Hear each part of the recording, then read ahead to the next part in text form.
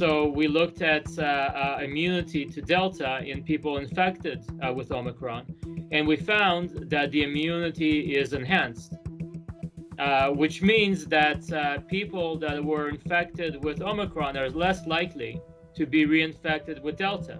But the opposite is unlikely to be true. So people that were infected with Delta are not necessarily protected from Omicron infection.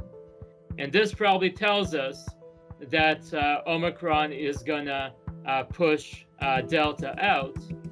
And that may be important, especially if Omicron gives rise to less severe disease.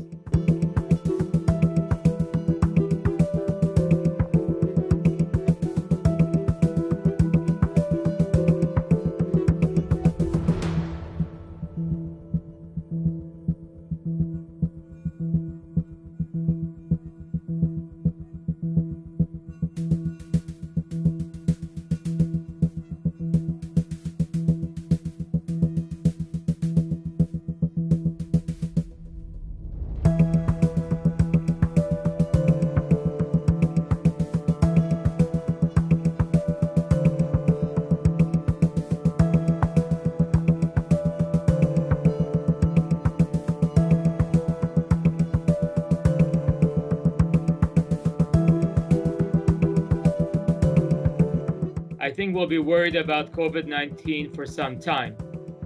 The question is how much will disrupt our lives. And in my opinion, this outcome might show that it may disrupt our lives less than it did before. So you cannot have the country in isolation. And that is basically no longer required. So contacts of asymptomatic cases and asymptomatic cases are not required anymore to isolate. And this, I think, it comes from looking very closely at the data that's coming out as far as the consequences of Omicron infection on the health system. And this kind of closing of loops and making informed decisions, I think, will be very important for the pandemic as we move forward to other variants as well, because those are going to come.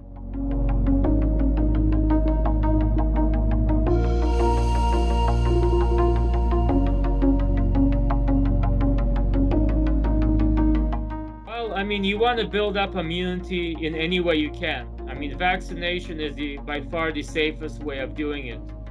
Certainly, previous infection is also one way you build up immunity to the next variant, and that may be what's happening here. I don't suggest people getting infected on purpose, but as far as perhaps the consequences of infection with this variant, perhaps it may make the situation here somewhat better than it was before in terms of pre-existing immunity and waiting for the next variant.